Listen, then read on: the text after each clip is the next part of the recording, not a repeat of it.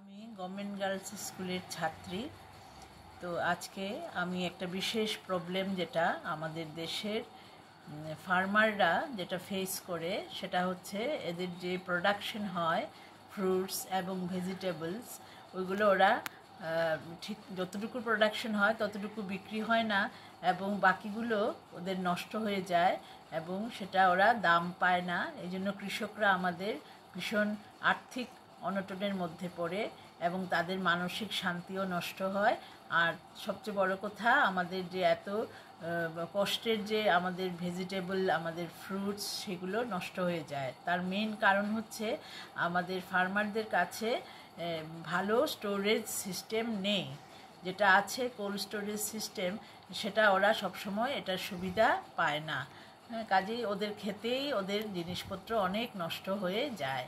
কাজেই আমরা যদি ওদের হাতে একটা লো কস্ট একটা কোল্ড স্টোরেজ দিতে পারি, যেটা কারেন্টে না সোলারে চলে, কারণ গ্রামে অনেক সময় বিদ্যুতেরও অনেক প্রবলেম হয়।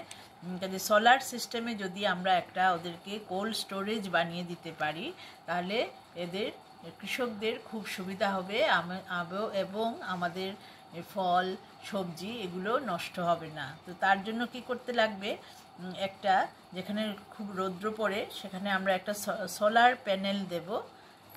সোলার প্যানেল থেকে একটা চার্জ কন্ট্রোলার একটা আমাদের লাগবে, সেটা দিয়ে আমরা একটা কোল্ড স্টোরেজ বানাবো এবং সেই সোলার প্যানেলটাকে একটা ব্যাটারির সাথে যুক্ত করে দেব।